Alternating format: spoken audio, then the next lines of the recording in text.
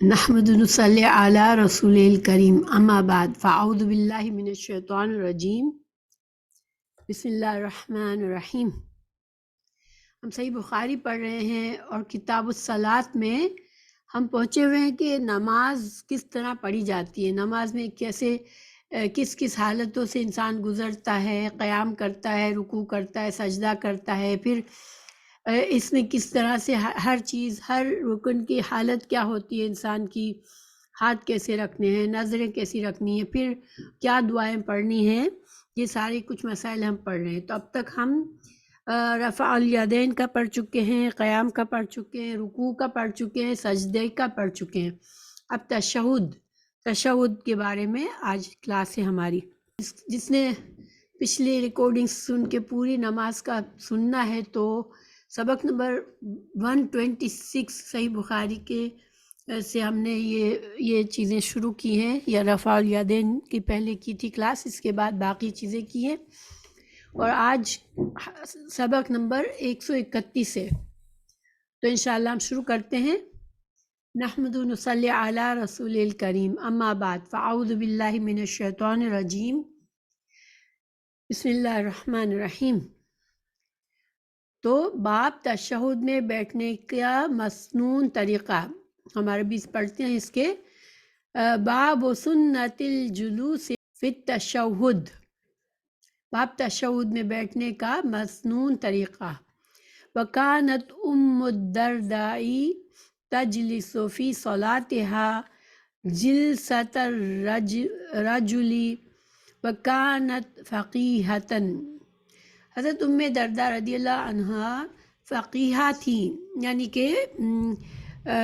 عالمہ تھی، دین کا علم جانتی تھی اور بہت سمجھتی تھی، اور ان سے لوگ مسائل پوچھتے تھے۔ تو وہ نماز میں بوقت تشہد مردوں کی طرح بیٹھتی تھی۔ تو اب یہاں امام بخاری یہ کیوں بات لائے ہیں؟ کیونکہ امام بخاری یہ ثابت کرنا چاہ رہے ہیں، یہ دلیل پیش کرنا چاہ رہے ہیں کہ عورت اور مرد کا تشہد میں بیٹھنا ایک جیسا ہوتا ہے۔ حدیث لانے سے پہلے ہی یہ بات واضح کر دی کہ عورتوں کا بھی یہی انداز ہوگا جو مردوں کا اس حدیث میں بتایا جائے گا۔ اب حدیث کو پڑھتے ہیں۔ حدثنا عبداللہ بن مسلمۃ عن مالک عن عبد الرحمن بن القاسم عن عبداللہ بن عبداللہ انہ اخبرہ انہ کان یرا عبداللہ بن عمر رضی اللہ عنہما یتربع فی الصلاة اذا جلس ففعلته وانا یومئذ حدیث السن فنہانی عبداللہ بن عمر وقال انما سنت الصلاة ان تنصب رجلك اليمنى وتثني اليسرى فقلت انك تفعل ذلك وقال ان رجلي لا تحملانی۔ تو اس کا ترجمہ کیا ہے؟ ہم سے عبداللہ بن مسلمہ نے بیان کیا، انہوں نے امام مالک رحمۃ اللہ علیہ سے بیان کیا، انہوں نے عبد الرحمن بن قاسم کے واسطے سے بیان کیا، انہوں نے عبداللہ بن عبداللہ سے انہوں نے خبر دی کہ حضرت عبداللہ بن عمر رضی اللہ عنہما کو وہ ہمیشہ دیکھتے کہ آپ نماز میں چار زانوں بیٹھتے تھے، یعنی پیروں کی چوکڑی مار کے جو بیٹھتے ہیں، بچے عام طور پر اس طرح بیٹھتے ہیں، تو چار زانوں بیٹھتے ہیں۔ میں ابھی نوعمر تھا، میں نے بھی اسی طرح کرنا شروع کر دیا، لیکن عبداللہ بن عمر رضی اللہ عنہما نے اس سے روکا اور فرمایا کہ نماز میں سنت یہ ہے کہ تشہد میں دایاں پاؤں کھڑا رکھے اور بایاں پھیلا دے۔ میں نے کہا کہ آپ تو اسی طرح یعنی کہ میری طرح چوکڑی مار کے بیٹھ رہے تھے۔ تو حضرت عبداللہ بن عمر نے کہا کہ کمزوری کی وجہ سے میرے پاؤں میرا بوجھ نہیں اٹھا پاتے۔ تو یہ حدیث حضرت عبداللہ بن عمر کے بڑھاپے کے وقت کی ہوگی، کیونکہ اس میں آپ وہ اس طریقے تشہد میں اس طرح نہیں بیٹھتے تھے جس طرح آپ نے سکھایا، بلکہ آپ جو ہے پیروں کی چوکڑی مار کے بیٹھتے تھے، جیسا کہ ہم نے پیچھے کی حدیث میں ایک بار جب ہم جو بیماری کے وقت میں انسان بیٹھ کر نماز پڑھتا ہے تو قیام کی صورت بھی اسی طرح 4 دانوں میں بیٹھ کر قیام کرتا ہے، اگر وہ زمین پر بیٹھ کر پڑھ رہا ہے تو اسی طرح سے پھر تشہد میں بھی انسان بیٹھ سکتا ہے۔ تو یہ اس حدیث سے ایک تو بات پتہ چلی۔ دوسری بات یہ پتہ چلی کہ اصل طریقہ انسان کی استطاعت ہے، انسان اپنے پیروں پر بیٹھ سکتا ہے اس طرح سے، تو پھر کیسے بیٹھے یہ طریقہ یہاں بتایا کہ تشہد میں دائیں پاؤں کو کھڑا رکھے اور بائیں کو پھیلا دے۔ ابھی ہم تصویر میں دیکھ لیتے ہیں۔ دیکھیں یہ جو ہے وہ سیدھا پیر ہے، ٹھیک ہے، جو کہ جس کو کھڑا رکھا ہے اور اس پنجوں پر، اور انگلیاں جو ہے وہ قبلہ رخ ہیں، اور یہ جو ہے یہاں پر الٹا پیر ہے جس کے اوپر انسان بیٹھا ہے، یعنی اپنے الٹے پیر کو اس طرح سے رکھے کہ اس کے اوپر انسان بیٹھ سکے۔ تو یہ تشہد میں بیٹھنے کا طریقہ ہے۔ کب؟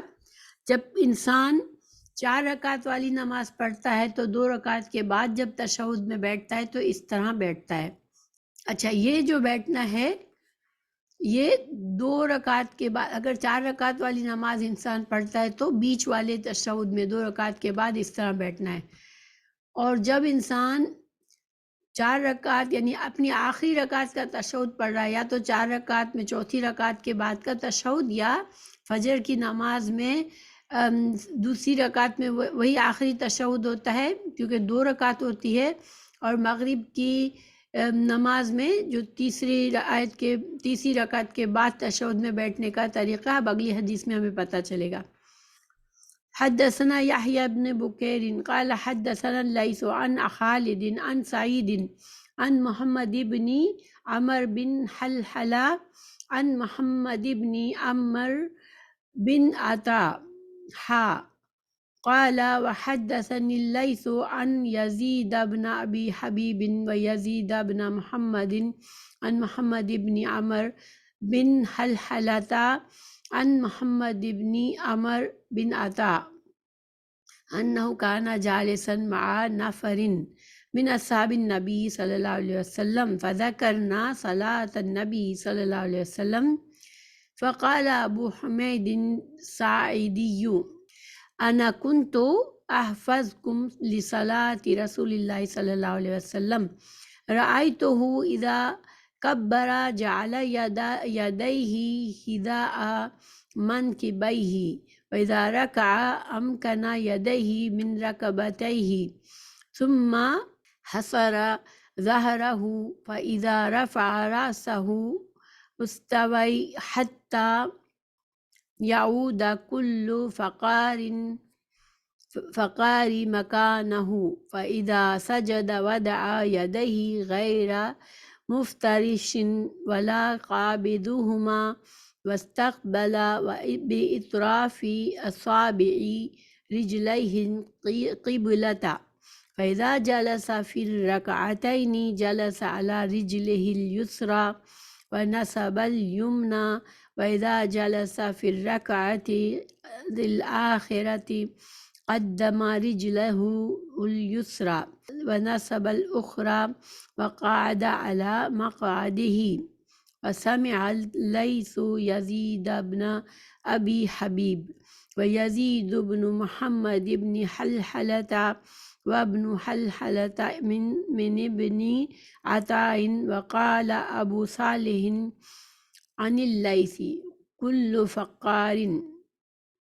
وقال ابن المبارك عن يحيى بن أيوب قال حدثني يزيد بن أبي حبيب أن محمد بن عمر بن حلحلة حدثه كل فقار۔ حدیث کا ترجمہ ہے، ہم سے یحییٰ بن بکیر نے بیان کیا، انہوں نے کہا کہ ہم سے لیث نے بیان کیا، انہوں نے خالد سے بیان کیا،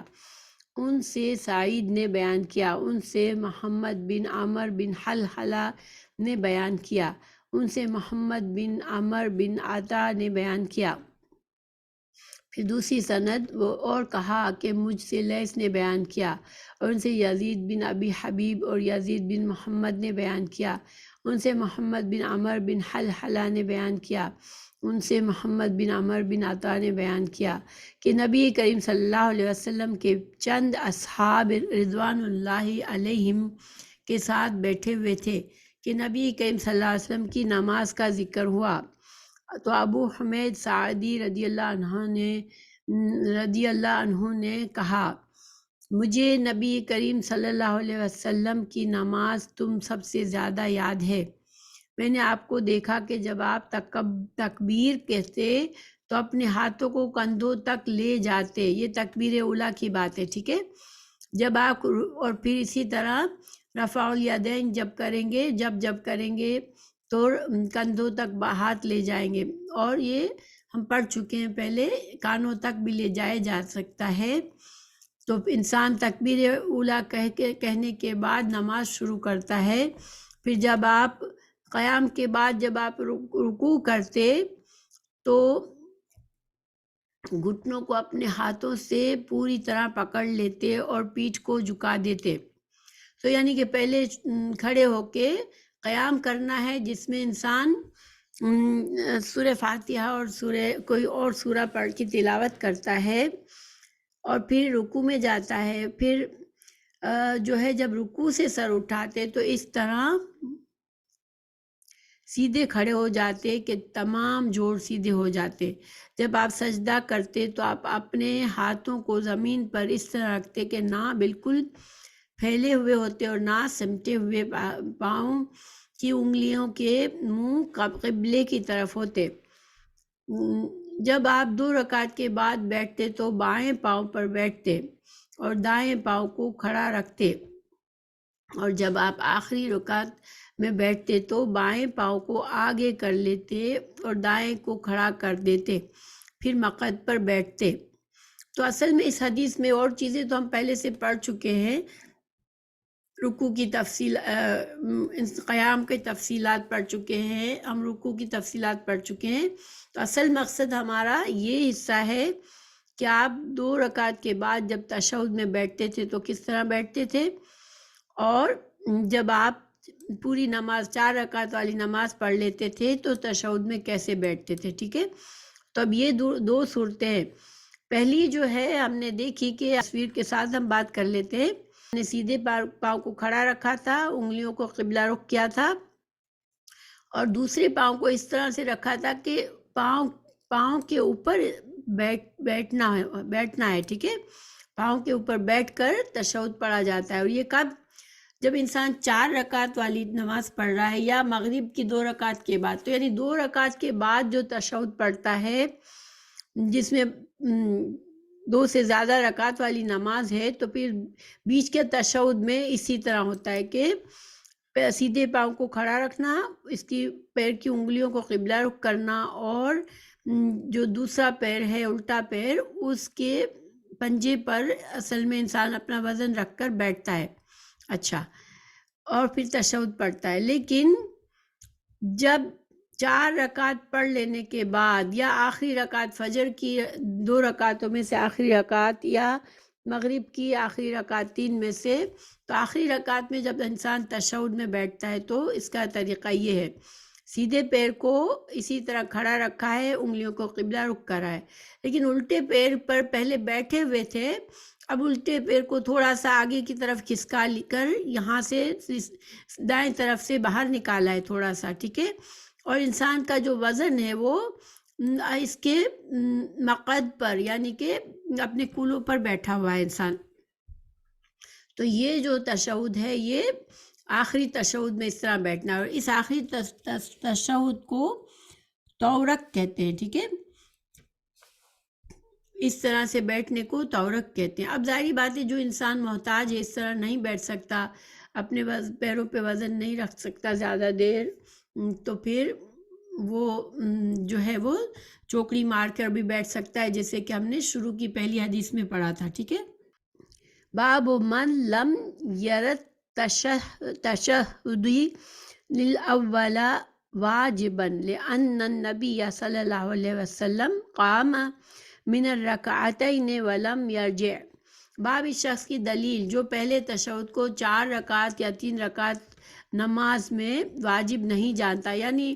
4 رکعت کی نماز پڑھ رہے ہیں یا 3 رکعت کی نماز پڑھ رہے ہیں، تو جب 2 رکعت کے بعد جو تشہد میں بیٹھنا ہے اس کو فرض نہیں سمجھنا، یعنی باقی تو ساری چیزیں فرض ہے نا، جیسے انسان کھڑا ہو کے قیام کرتا ہے، سجدہ کرتا ہے، رکوع کرتا ہے، تشہد میں آخری تشہد میں بیٹھتا ہے، یہ ساری چیزیں فرض ہیں، ان میں سے اگر کوئی چیز کو چھوڑ دے تو نماز پوری نہیں ہوتی۔ تو آپ صلی اللہ علیہ وسلم کا طریقہ تھا کہ آپ بیچ والے، جب 3 یا 4 رکعت والی نماز میں بیچ والا تشہد تھا اس کو بھی ہمیشگی سے پڑھتے تھے، لیکن اگر کبھی اس کو بھول جائیں، ٹھیک ہے، دیکھیے اگر ہم نماز میں ایک سجدہ بھول جاتے ہیں تو وہ ہماری نماز پوری نہیں ہوئی ہے، ہم کو جب تک ہم وہ سجدے کو پورا کر کے ہم سجدہ سہو کر لیں گے تب ہماری نماز پوری ہوگی۔ اسی طرح رکوع بھول گئے تو رکوع کے بغیر نماز نہیں ہوئی، تو ہم کو وہ اگر تو اسی رکعت میں ہمیں رکوع کا چانس ہے تو ہم کریں گے، ورنہ ہم ایک اور رکعت پڑھ کر رکوع پورا کر کے پھر جو ہے ہم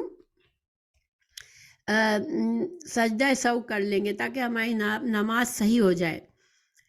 تو اسی طرح قیام اگر انسان دیر سے پہنچا ہے، قیام نہیں کر سکا اور جماعت میں جڑ گیا رکوع کے وقت، تو پھر اس نے قیام نہیں کیا، تو قیام کرنا بھی ضروری ہوتا ہے اور اس میں سورہ فاتحہ کا پڑھنا ضروری ہوتا ہے۔ اگر وہ نہیں کر سکا تو پھر اس کو وہ رکعت دوبارہ پڑھ کے پھر اپنی نماز پوری کر کے سجدہ سہو کرنا ہوتا ہے۔ لیکن 2 رکعت کے بیچ میں جو تشہد ہے، جب 3 یا 4 رکعت پڑھ رہے ہیں، اب اس کو انسان بھول جائے تو پھر سجدہ سہو صرف کر لینا کافی ہو جاتا ہے،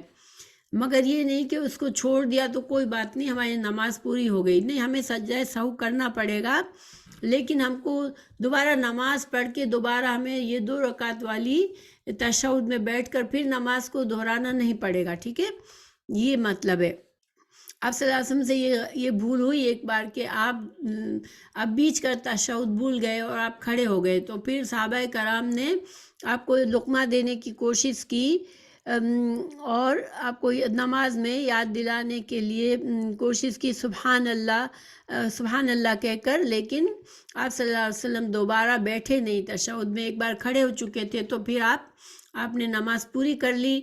اور 4 رکعت کے بعد آپ نے سجدہ سہو کیا اور پھر سلام پھیرا۔ تو یہاں پر یہ بات ہے کہ اگر تو انسان بھول کر کھڑا ہو گیا تیسری رکعت میں، 2 رکعت کے بعد تشہد میں نہیں بیٹھا، اب اگر ایک بار کھڑا ہو چکا ہے، اس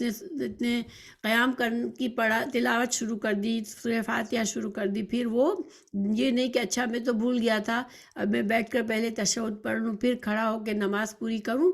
نہیں، وہ تشہد اب دوسرے والا مس ہو گیا، تو اب سجدہ سہو کر کے انسان سلام پھیرے گا تو اس کی انشاءاللہ نماز پوری ہو جائے گی، یہ مقصد ہے یہاں پر۔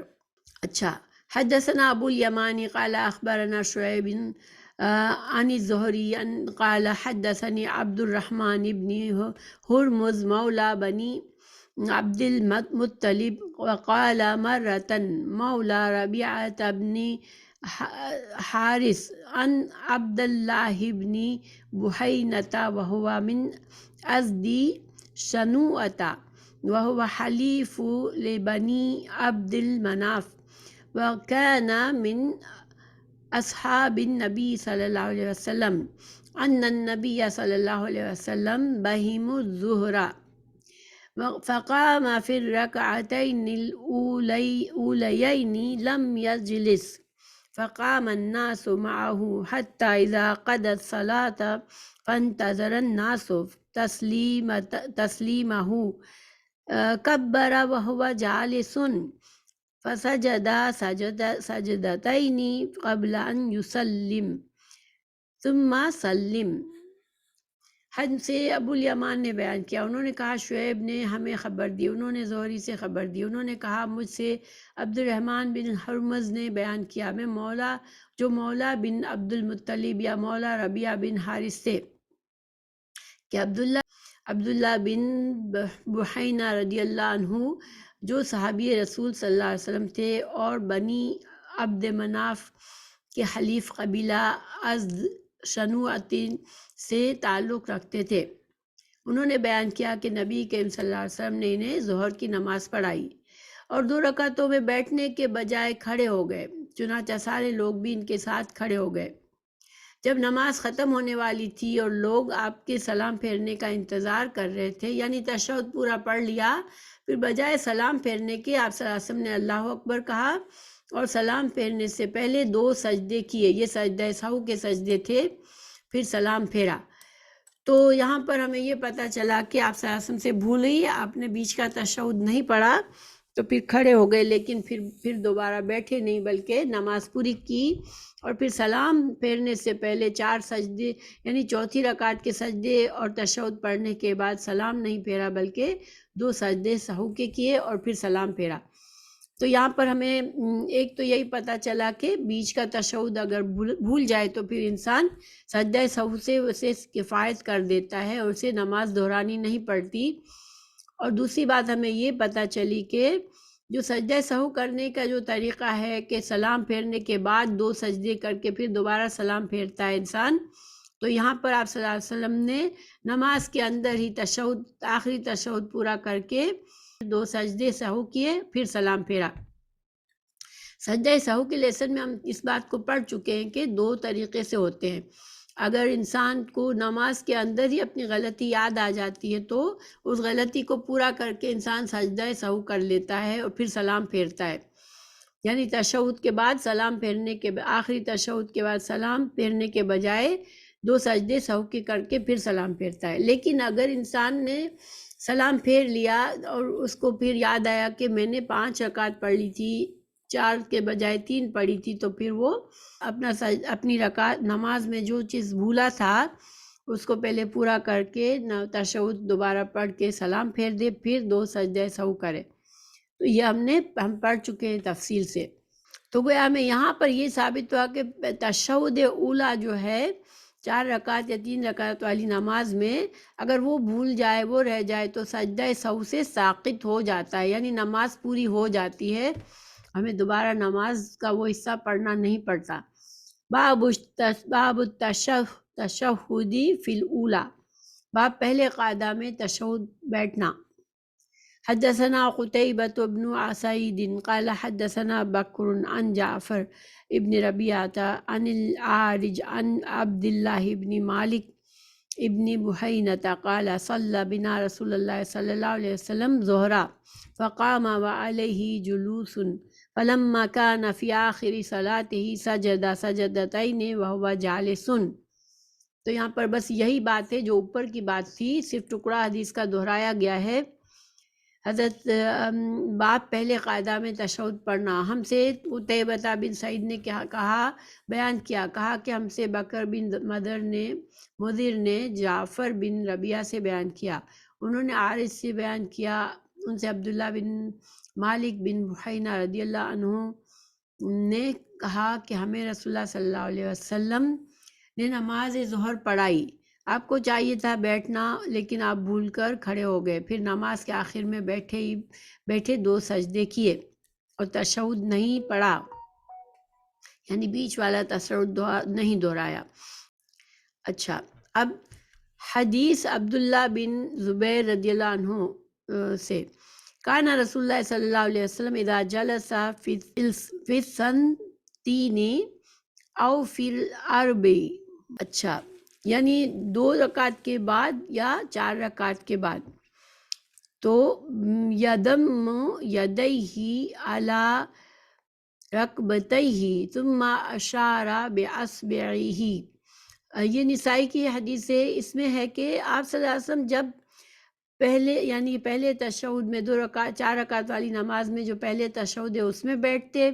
اور تشہد کی دعا پڑھتے، یا آخری تشہد میں تشہد کی دعا پڑھتے، تو اس وقت آپ کیا کرتے تھے کہ آپ اپنے سیدھے ہاتھ کی جو شہادت کی انگلی ہے اس کو اس طرح سے کھڑا رکھتے تھے، ٹھیک ہے، اوپر کی طرف رکھ کر کے رکھتے تھے، اور ہاتھ کو انگوٹھے کو اس طرح سے تیسری انگلی کے ساتھ ملا کر تشہد کی انگلی کو کھڑا رکھتے تھے، اور پھر ہم دوسری حدیث سے ہمیں پتہ چلے گا کہ وہ اس سے آپ اشارہ کرتے تھے. اس سے اشارہ کرتے سے مطلب یہ کہ آپ ہلکا ہلکا اس کو ہلاتے تھے اور آپ کی نگاہیں بھی اس تشہد کے وقت اس انگلی پر ہوتی تھی. ٹھیک ہے. تو تشہد کے وقت میں جب انسان بیٹھتا ہے تو بیٹھنے کی پوزیشن تو ہم نے اوپر دیکھ لی، لیکن اس کا ہاتھ کیسے ہوگا کہ الٹا ہاتھ تو گھٹنے پر رکھا ہے یا ران پہ رکھا ہے، اور سیدھے ہاتھ کو ران پہ رکھ کر اس کی شہادت کی انگلی کو اوپر اٹھایا ہے اور اس سے ہلکا ہلکا اشارہ کرنا ہے، یعنی کہ اس کو تھوڑا اوپر نیچے کرنا ہے، ہلکا ہلکا، بہت تیزی سے نہیں. اور ہاتھ کو اس طرح سے باندھنا ہے کہ انگوٹھے کو تیسری انگلی کے ساتھ اس طرح سے ملا دینا ہے. تو یہ آپ یہاں پر اس کے جو دوسرا طریقہ بھی ایک ہے. دیکھیں اوپر جو تھا انگوٹھا جو تھا وہ مٹھی بنا کے 3 انگلیوں کی مٹھی بنا کر مٹھی کے تیسری انگلی کے ساتھ لگانا تھا. یہاں پر مٹھی صرف 2 انگلیوں کو موڑا ہے. فرسٹ ہماری چنگلی یعنی چھوٹی انگلی اور اس کے برابر والی انگلی کو موڑ دیا ہے، اور یعنی شہادت کی انگلی کے برابر کی انگلی کو تھوڑا سا گول کر کے اور انگوٹھے کو گول کر کے ان دونوں کو ملایا ہے، اور انگلی شہادت کی انگلی کو اوپر رکھ کے پھر اس سے اس کو ہلکا ہلکا ہلانا ہے. ٹھیک ہے. یہ تشہد کے وقت یہ کرنا ہے. تو یہ یہاں پر بھی واضح ہو رہا ہے. دیکھیں حدثنا عبداللہ بن زبیر رضی اللہ عنہ ان رسول اللہ صلی اللہ علیہ وسلم کان اذا قعد فی التشہد وضع کفہ الیسری علی خفضہ الیسری واشار بالسبابۃ لا یجاوز بصرہ اشارتہ. اچھا، اس حدیث میں ہے کہ عبداللہ بن زبیر رضی اللہ عنہ بتاتے ہیں کہ رسول اللہ صلی اللہ علیہ وسلم جب تشہد میں بیٹھتے تو پھر کیا کرتے تھے کہ اپنا الٹے ہاتھ کی ہتھیلی کو الٹے ران پر رکھے. ٹھیک ہے. اور سیدھے ہاتھ کی ہتھیلی کو اس طرح رکھا گھٹنے ران پر یا گھٹنے پر، اور اس کی انگلی سے کو شہادت کی انگلی سے اشارہ بھی کرتے تھے، اور آپ صلی اللہ علیہ وسلم کی جو نگاہیں ہوتی تھی وہ بھی اس اشارے پر نظر ہوتی تھی. انگلی ہلکا ہلکا اوپر، جیسے ہم کچھ پڑھ رہے ہوتے ہیں نا، دعائیں پڑھ رہے ہوتے ہیں، تو جب ہم دعا مانگ رہے ہوتے ہیں تو گویا ایسے کہ ہماری زبان کے ساتھ ساتھ ہلکے ہلکے ہم زبان کے ساتھ ہماری نظریں بھی سیدھی انگلی پر ہوتی ہے، انگلی کو بھی ہلکا ہلکا، جیسے ہم اپنی انگلی سے گواہی دے رہے ہوتے ہیں. ہم جو دعا مانگ رہے ہیں وہ ہماری انگلی سے بھی جیسے ہم اسی طرح اشارہ کر رہے ہوتے ہیں آہستہ آہستہ. یہ نسائی کی حدیث ہے، صحیح حدیث ہے 1274. حدثنا عبداللہ بن عمر ان رسول اللہ صلی اللہ علیہ وسلم کان اذا قام من رکعتین رفع یدیہ ایضا. یہ بخاری کی حدیث ہے 973. تو پھر دوسرا 4 رکعت والی نماز میں جب دوسرے تشہد سے آپ اٹھتے تو آپ رفع الیدین بھی کرتے تھے، اور رفع الیدین کا بھی ہم پوری تفصیل پڑھ چکے ہیں. دونوں ہاتھوں کو کانوں کے برابر اٹھاتے تھے یا پھر کاندھوں تک اٹھاتے تھے، اللہ اکبر کہتے تھے، اور جو کوہنیاں ہوتی تھی وہ بازوں سے اپنے بازوں سے بالکل چمٹی ہوئی نہیں ہوتی تھی بلکہ تھوڑی الگ ہوتی تھی. تو اس طرح سے آپ رفع الیدین کہتے تھے اللہ اکبر کر کے. کس وقت؟ جب پہلے تکبیر تحریمہ کی تو تھی، ہم نے پڑھ لی. اس کے بعد جب تشہد سے اٹھتے تھے، دوسری بار کے تشہد سے اٹھتے تھے، جب بھی ایسا کرتے تھے. اور ہر بار جب آپ رکوع میں جاتے تھے تو رکوع میں جاتے وقت بھی ہاتھوں سے رفع الیدین کرتے تھے، اور رکوع سے اٹھنے کے بعد بھی رفع الیدین سمع اللہ لمن حمدہ کہہ کر رفع الیدین کرتے تھے. یہ ساری ہم ثبوت کے ساتھ یہ سب کچھ پڑھ چکے ہیں. پھر باب التشہد فی الآخرہ، باب آخری قعدہ میں تشہد پڑھنا. حدثنا ابو نعیم قال حدثنا الاعمش عن شقیق بن سلمۃ قال قال عبد الله كنا اذا صلینا خلف النبی صلی اللہ علیہ وسلم قلنا السلام علی جبریل و میکائیل السلام علی فلان فلان فالتفت الینا رسول اللہ صلی اللہ علیہ وسلم فقال ان اللہ هو السلام فاذا صلى احدکم فلیقل التحیات اللہ ای التحیات للہ والصلوات والطیبات السلام علیک ایہا النبی صلی اللہ علیہ وسلم وبرکاتہ السلام علینا وعلی عباد اللہ الصالحین فإنکم اذا قلتموها اصابت کل عبد اللہ صالح فی السماء والارض اشہد ان محمدًا عبدہ ورسولہ۔ حدیث کا ترجمہ ہے، ہم سے ابو نعیم فضل بن دکین نے بیان کیا کہ ہم سے عامش نے شقیق بن سلمہ سے بیان کیا کہ عبداللہ بن مسعود رضی اللہ عنہ نے فرمایا کہ جب ہم نبی کریم صلی اللہ علیہ وسلم کے پیچھے نماز پڑھتے تو کہتے تھے، اس کا ترجمہ، دعا کا ترجمہ ہے ابھی، سلام ہو جبریل اور میکائیل پر، سلام ہو فلاں اور فلاں پر۔ یعنی صحابہ کرام کو جب تشہد کی یہ دعا نہیں آتی تھی تو اس طرح سے وہ سلام پھیرا انہوں نے، سلام ہو اللہ پر۔ تو نبی کریم صلی اللہ علیہ وسلم نے ایک روز ہماری طرف متوجہ ہوئے اور فرمایا اللہ تو خود سلام ہے، تم اللہ کو کیا سلام کرتے ہو؟ یعنی ہم اللہ پر سلام نہیں بھیج سکتے، ٹھیک ہے، کیونکہ اللہ سبحانہ تعالیٰ کا نام سلام ہے۔ آپ اللہ ہی ہے جو تمام سلامتی، تمام مخلوق کو سلامتی دیتا ہے۔ اس لیے جب تم میں سے کوئی نماز پڑھے تو یہ کہے تمام آداب بندگی، تمام عبادات اور تمام بہترین تعریفیں اللہ کے لیے ہیں۔ آپ پر سلام ہو اے نبی کریم صلی اللہ علیہ وسلم، اللہ کی رحمتیں اور اس کی برکتیں ہوں اور ہم پر سلام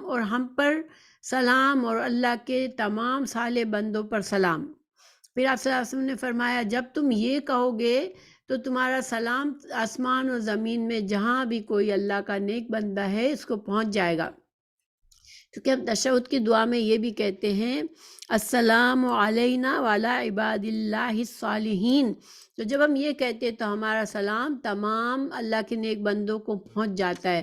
اور ہم رسول اللہ صلی اللہ علیہ وسلم کو بھی سلام کہتے ہیں السلام علیک ایھا النبی ورحمتہ اللہ وبرکاتہ، تو رسول اللہ صلی اللہ علیہ وسلم کو بھی ہمارا سلام پہنچایا جاتا ہے۔ اچھا، تو اس دعا کی، یہ تشہد کی دعا ہے، اس کو ہم تھوڑا سا مزید سمجھتے ہیں۔ یتخیر من الدعاء اعجبہ الیہ فیدعو، تو یہ جو دعا ہے اس کے بعد، یعنی تشہد کے بعد ہم درود شریف پڑھتے ہیں اور درود شریف کے بعد ہم کچھ مسنون دعائیں پڑھتے ہیں۔ اس کے بعد ہم کچھ بھی دعائیں پڑھ سکتے ہیں جو سنت سے ہمیں حدیث میں سکھائی گئی ہیں۔ مسنون دعائیں ہم پڑھ سکتے ہیں، ہم قرآنی دعائیں بھی تشہد میں پڑھ سکتے ہیں۔ ہم سجدے میں قرآنی دعائیں نہیں پڑھ سکتے، مگر تشہد میں ہم قرآن سے کوئی دعا سکھائی گئی ہمیں، یا ہمیں رسول اللہ صلی اللہ علیہ وسلم نے کوئی مسنون دعا سکھائی، یا ہمیں خود سے کوئی دعا مانگنی ہے، لیکن شرط یہ ہے کہ ہم عربی میں دعا ہو تو ہم دعا مانگ سکتے ہیں تشہد میں، مگر پہلے ہمیں سنت سے جو دعائیں سکھائی گئی ہیں جو آگے آ رہی ہیں وہ پڑھنا ضروری ہے۔ اچھا، یہ قاعدہ کی دعا ہے جسے تشہد کہتے ہیں، ٹھیک ہے۔ التحیات للہ، بندہ پہلے کہتا ہے تحیات، جب ہم کہتے ہیں التحیات للہ، ٹھیک ہے، پھر ہم کہتے ہیں صلوات و طیبات للہ، تو ہم یہ تین چیزیں اللہ کے لیے کہتے ہیں، تحیات، صلات اور طیبات۔ تو یہ تین الفاظ میں قول و فعل کی تمام محاسن کو شامل ہے، یعنی بندہ جو بھی اپنے رب کے لیے کرتا ہے، دعائیں کرتا ہے، عبادات کرتا ہے، یہ سارے کے سارے اچھی باتیں کرتا ہے، وہ سب ان تین باتوں میں آ جاتے ہیں، ٹھیک ہے۔ یعنی تمام خیر اور بھلائی اللہ سبحانہ تعالیٰ کے لیے ثابت ہے، ٹھیک ہے۔ اور اسی طرح سے پھر نبی کریم صلی اللہ علیہ وسلم پر سلام بھیجا گیا، السلام علیک ایھا النبی، ٹھیک ہے۔ اور رحمتہ، تو اس وقت ہم کیا کہہ رہے ہوتے ہیں کہ ہم رسول اللہ صلی اللہ علیہ وسلم پر سلام بھیجتے ہیں، اور اس میں خطاب کی ضمیر ہے، یعنی ہم کہتے ہیں یا نبی آپ کو سلام ہو، تو دیکھیں ویسے تو جیسے یا کا صیغہ جو بلانے کا ہوتا ہے وہ ہم نبی کریم صلی اللہ علیہ وسلم کے لیے نہیں استعمال کرتے ہیں، ٹھیک ہے، کیونکہ آپ صلی اللہ علیہ وسلم اب اس دنیا میں نہیں ہیں، تو آپ ان کی طرف غائب کی ضمیر یعنی وہ اس طرح کی بات کرتے ہیں، لیکن یہاں نماز میں ہم السلام علیکہ، آپ پر سلام ہو کہتے ہیں، یعنی آپ خطاب کرتے ہیں، مخاطب کی ضمیر استعمال کرتے ہیں۔ تو ہم کیوں ایسا کرتے ہیں؟ کیونکہ صحابہ کرام کو یہ دعا سکھائی گئی تھی، ٹھیک ہے، اور دعا کے بارے میں جو دعائیں آپ صلی اللہ علیہ وسلم نے سکھائی ہے، اس میں قاعدہ یہ ہے کہ ہم ان دعاؤں میں اپنی طرف سے تبدیلی نہیں کر سکتے۔ تو ٹھیک ہے، اس وقت صحابہ کرام کے درمیان رسول اللہ صلی اللہ علیہ وسلم موجود تھے اور آپ صلی اللہ علیہ وسلم نے یہ دعا سکھائی اتحیات میں پڑھنے کے لیے، تو اب اسی لیے ہم اسی طرح صرف اتحیات میں یا نبی کر کے ہم دعا پڑھتے ہیں، آپ پر سلام بھیجتے ہیں، لیکن ہم بیٹھے بیٹھے عام درود پڑھ رہے ہوتے ہیں تو ہم یا نہیں کہتے کہ اللہم صلی علی محمد، ہم یہ کہتے اللہ رسول اللہ صلی اللہ علیہ وسلم پر تو سلامتی بھیج، ہم یہ نہیں کہتے کہ یا نبی آپ پر سلام، ٹھیک ہے، یہ عام حالات میں ہم نہیں کہتے، لیکن تشہد میں چونکہ دعا سکھائی گئی تھی اسی طرح، اور پھر آپ صلی اللہ علیہ وسلم دنیا سے رخصت ہو گئے، نماز باقی رہی، تو آپ صحابہ کرام نے یہ چیز جو کہ آپ کو سکھایا گیا تھا ان کو کہ رسول اللہ صلی اللہ علیہ وسلم کی سکھائی ہوئی دعاؤں میں ہم خود سے تبدیلیاں نہ کریں، تو اس وجہ سے انہوں نے ویسے ہی رکھا، اور ہم بھی سلام کرتے ہیں تو اسی طرح سلام کرتے ہیں۔ سلام در حقیقت دعا ہے، ٹھیک ہے، جب ہم کسی کو سلام کرتے ہیں تو سلام اصل میں دعا ہے، یعنی تم سلامت رہو، ہم یہ کہہ رہے ہوتے ہیں۔ تو اللہ پاک کو ایسی دعا دینے کی حاجت نہیں، کیونکہ ہم اللہ تعالیٰ کو ہم یہ نہیں کہہ سکتے اللہ تو سلامت رہے، کیونکہ اللہ تو ہے ہی سلامت، اللہ کا نام ہی سلام ہے، اور ہر آفت اور تغیر سے پاک ہے اللہ۔ جب انسان کسی کے لیے سلامتی کی دعا کیوں کرتا ہے؟ کہ اس کے لیے یہ دعا ہوتی ہے کہ اللہ تمہیں ہر آفت سے، ہر مصیبت سے محفوظ رکھے، مگر اللہ کے لیے بندہ یہ دعا نہیں کر سکتا، کیونکہ اللہ ہر عیب سے پاک ہے، اللہ تعالیٰ کو کسی آفت اور کسی تغیر سے بچانے کے لیے دعا دینے کی ضرورت نہیں ہے ہمیں۔ تو ساری کائنات کو خود اللہ ہی سلامتی بخشنے والا ہے اور سب کی پرورش کرنے والا ہے، اور اسی لیے اس کا نام سلام ہے۔ اسی دعا میں لفظ تحیات اور السلام اور طیبات وارد ہوتے ہیں۔ تحیات کے معنی سلامتی، بقا، عظمت، ہر نقص سے پاکی، ٹھیک ہے، جب ہم کہتے ہیں التحیات للہ، تو ہم کیا کہہ رہے ہوتے ہیں؟ یا اللہ، اللہ کو سلام، اللہ سلامت ہے، اللہ عظیم ہے اور ہر نقص سے پاک ہے، ٹھیک ہے، تو اللہ کی تعظیم کے کلمات کہہ رہے ہوتے ہیں۔ پھر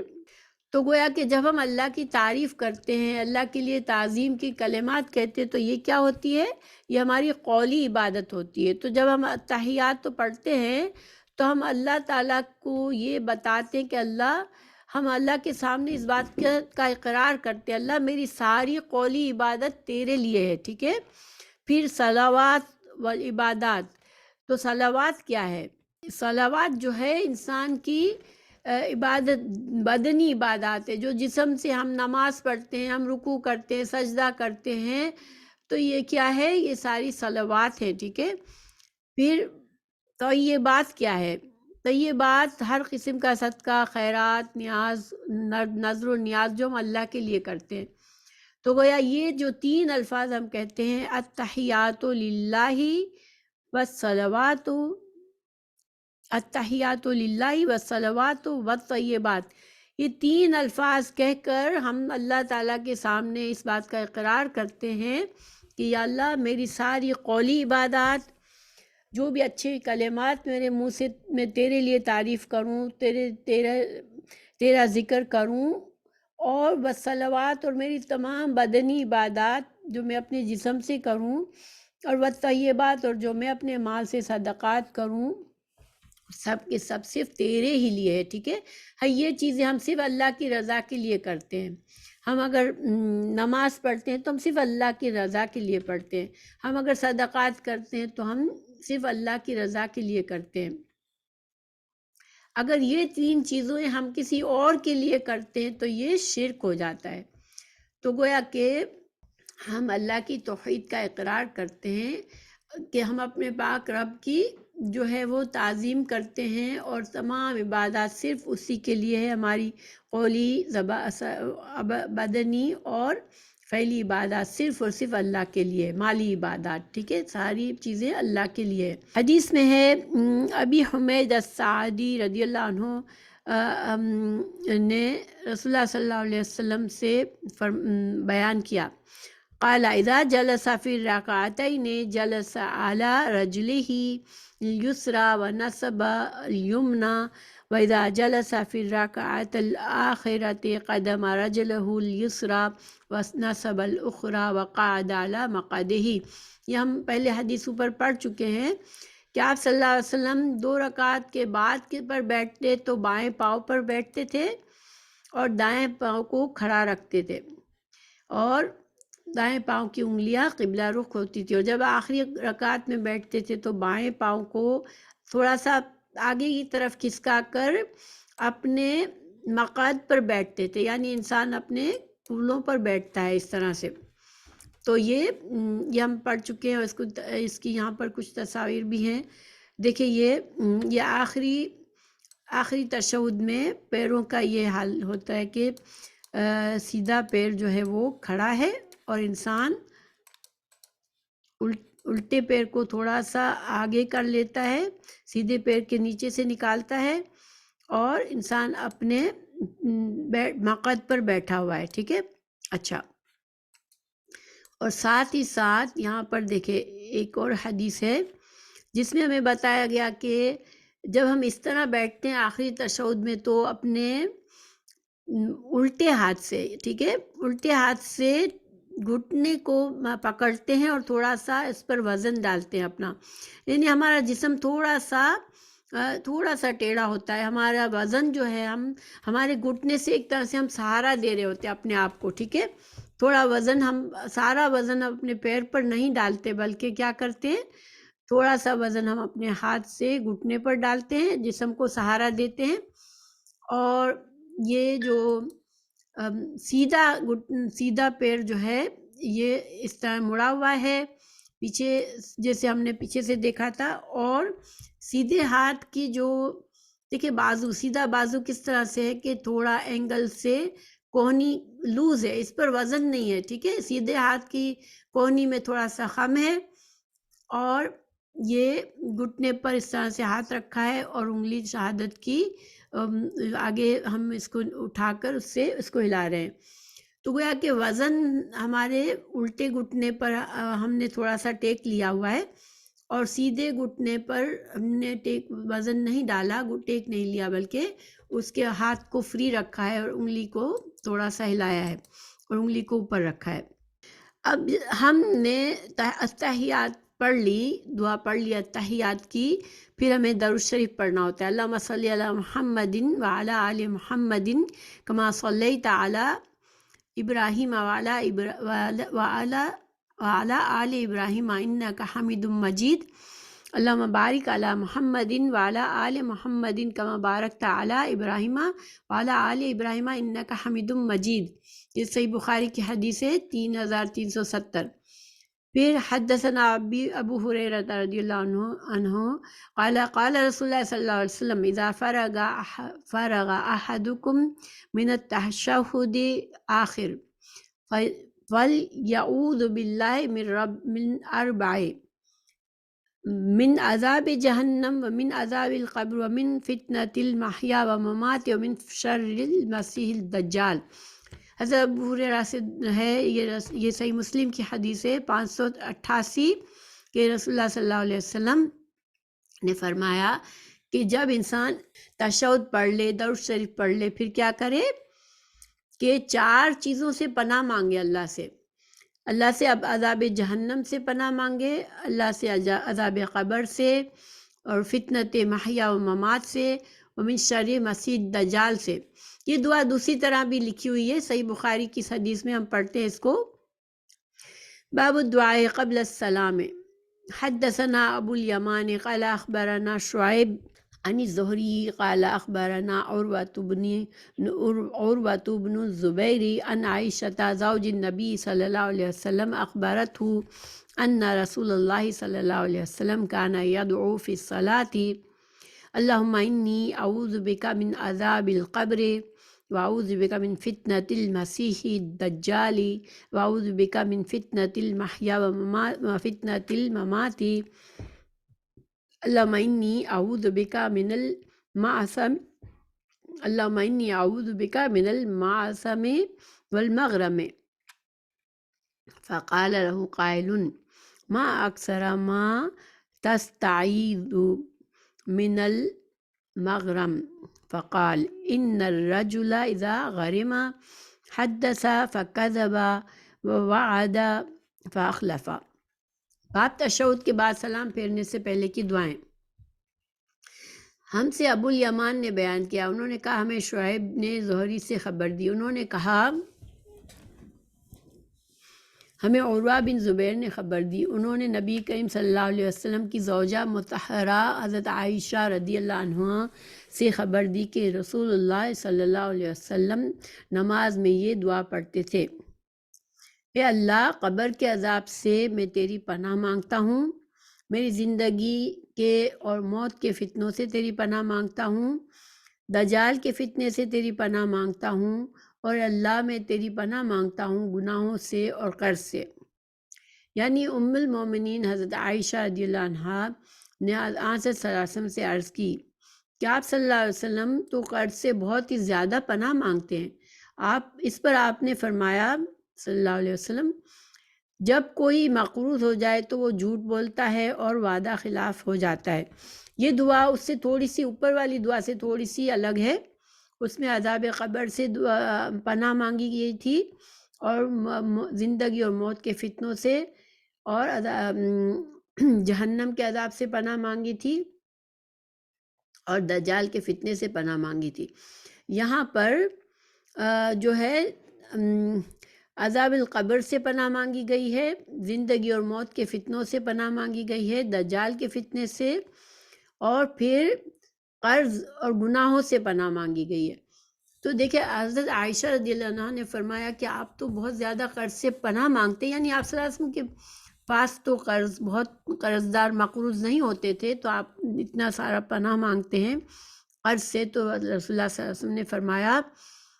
قرض ایسی بری چیز ہے کہ جب مقروض ہو جاتا ہے انسان تو پھر اس کو جھوٹ بھی بولنا پڑتا ہے، اس کو وعدہ خلافی بھی کرنی پڑتی ہے۔ اگر وہ قرض وقت پر نہیں پے کر سکتا، مقروض اپنے قرض دینے والے کو وقت پر پیسے واپس نہیں کرتا، تو پھر وہ اس سے چھپتا پھرتا ہے، اس کو جھوٹ بولتا ہے کل دے دوں گا، پرسوں دے دوں گا، اور وہ اسے وعدے کرتا رہتا ہے کہ ہاں میں کل ضرور دوں گا، پھر وعدہ پورا نہیں کر سکتا۔ اور یہ جھوٹ بولنا اور وعدہ توڑنا یہ مومن کی صفات نہیں ہے، یہ منافق کی صفات ہے، اس لیے اس سے قرض سے پناہ مانگنا بھی ضروری ہے بہت۔ اب اگلی حدیث ہے حدثنا قتيبة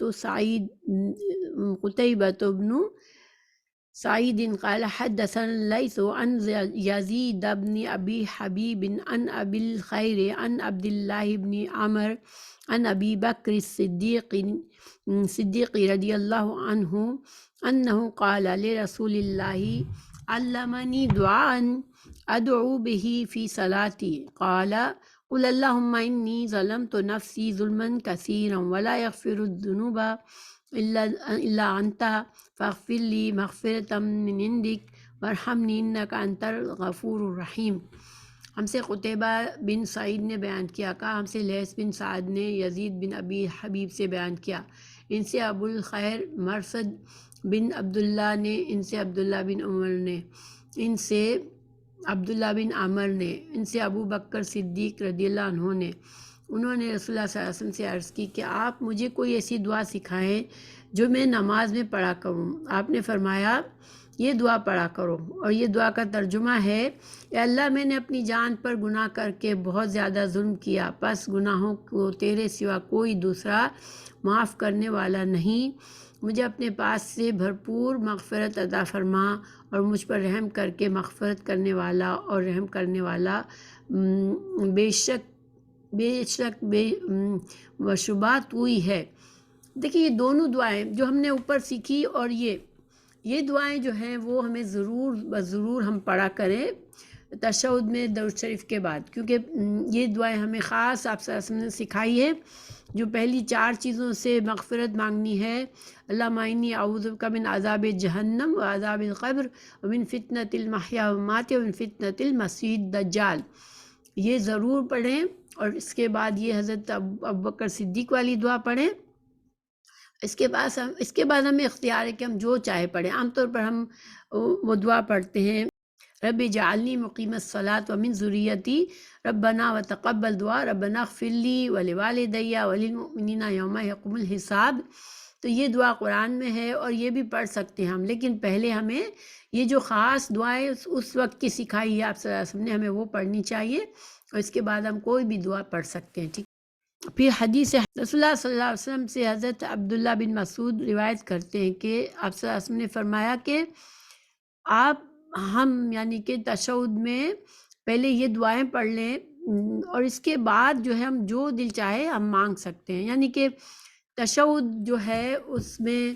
دعائیں مانگنا اچھا، دعائیں مانگنے کا وقت ہے. انسان پوری نماز کر چکا ہے، تشہد میں ہے، تھوڑا وقت لے کے ہم اپنی دعائیں جو بھی یاد آئے، جو مسنون دعائیں ہمیں یاد ہیں ہم مانگ سکتے ہیں انشاءاللہ. ہمیں اس کی کوشش کرنی چاہیے کہ زیادہ سے زیادہ دعائیں مانگیں. بس یہ یاد رکھنا ہے کہ جو پہلی خاص تشہد کی دعائیں آپ نے سکھائی رسول اللہ صلی اللہ علیہ وسلم نے، وہ ہم اس کو نہ چھوڑیں. ٹھیک ہے، ان کو ضرور ہم وہ دعائیں پہلے پڑھیں. اچھا، پھر سلام پھیرنے کا بیان. باب التسلیم. حدثنا موسیٰ بن اسماعیل قال حدثنا ابراہیم بن سعد قال حدثنا الزہری عن ہند بنت الحارث ان ام سلمۃ رضی اللہ عنہا قالت كان رسول اللہ صلی اللہ علیہ وسلم اذا سلم قام النساء حين يقضي تسلیمہ ومكث يسيرا قبل ان يقوم. قال ابن شهاب فأوری واللہ اعلم ان مكثه لكي تنفذ النساء قبل ان يدركهن من انصرف من القوم. ہم سے موسیٰ بن اسماعیل نے بیان کیا، انہوں نے کہا ہم سے ابراہیم بن سعد نے بیان کیا، انہوں نے کہا ہم سے ابن شہاب رضی اللہ عنہ نے ہند بنت حارث سے حدیث بیان کی کہ ام المومنین حضرت ام سلمہ نے فرمایا رسول اللہ صلی اللہ علیہ وسلم جب نماز سے سلام پھیرتے تو سلام کے ختم ہوتے ہی عورتیں کھڑی ہو جاتی باہر آنے کے لیے. آپ کھڑے ہونے سے پہلے تھوڑی دیر ٹھہرے رہتے. ابن شہاب نے کہا میں سمجھتا ہوں اور پورا علم تو اللہ ہی جانتا ہے کہ آپ اس لیے ٹھہر جاتے تھے کہ عورتیں جلدی چلی جائیں اور مرد نماز سے فارغ ہو کر ان کو نہ پائیں. یہاں پر ہم نے کیا سیکھا کہ ایک تو آپ صلی اللہ علیہ وسلم نماز کا اختتام سلام پر کرتے تھے. ٹھیک ہے، سلام پھیرا کرتے تھے آپ، اور سلام کے بعد عورتیں چونکہ آپ صلی اللہ علیہ وسلم کے ساتھ پڑھا کرتی تھی جماعت میں نماز، تو عورتیں پھر وقت نہیں ضائع کرتی تھی، وہ فوراً مسجد سے نکل جاتی تھی. رسول اللہ صلی اللہ علیہ وسلم تھوڑی دیر بیٹھے رہتے تھے تو پھر صحابہ کرام کو بھی بیٹھنا ہوتا تھا. ظاہر ہے جب آپ صلی اللہ علیہ وسلم ہی نہیں اٹھے تو رسول اللہ صلی اللہ علیہ وسلم کے ساتھ صحابہ کرام بیٹھے رہتے تھے، اور یہ عورتوں کو موقع دیا جاتا تھا کہ وہ عورتیں مردوں سے مخلوط نہ ہونا پڑے، وہ مرد اور عورت بیچ میں نہ ہو جائے، ایک دوسرے کے ساتھ نہ ہو جائے، تو عورتوں کو موقع دیا جاتا تھا کہ وہ پہلے چلی جاتی تھی. لیکن ہمارا یہاں پر تعلق کس حصے سے کہ نماز کا اختتام سلام پھیرنے پر ہوتا ہے. اب ہم نے اگلی حدیث ہے حدیث عبداللہ بن مسعود رضی اللہ عنہ ان النبی صلی اللہ علیہ وسلم کانا یسلم عن یمینہ وعن شمالہ حتی یرا بیاض خدہ. السلام علیکم ورحمۃ اللہ، السلام علیکم ورحمۃ اللہ. حضرت عبداللہ بن مسعود کہتے ہیں کہ رسول اللہ صلی اللہ علیہ وسلم جب نماز تشہد پڑھ لیتے تھے آخری تو پھر اپنے دائیں طرف اور اپنے بائیں طرف جو ہے اس حد تک اپنا چہرہ موڑتے تھے سلام کہتے کہ آپ کا گال جو ہے وہ پیچھے والوں کو گال نظر آ جاتا تھا. تو اس حد تک کاندھے کی طرف اپنا منہ کر لیتے تھے، السلام علیکم رحمۃ اللہ کہہ کر، پھر پہلے دائیں طرف اور پھر بائیں طرف، ٹھیک ہے. تو یہاں پر آپ نماز پوری ہوتی تھی اس طرح سے. تو الحمدللہ ہمارا سبق پورا ہوا.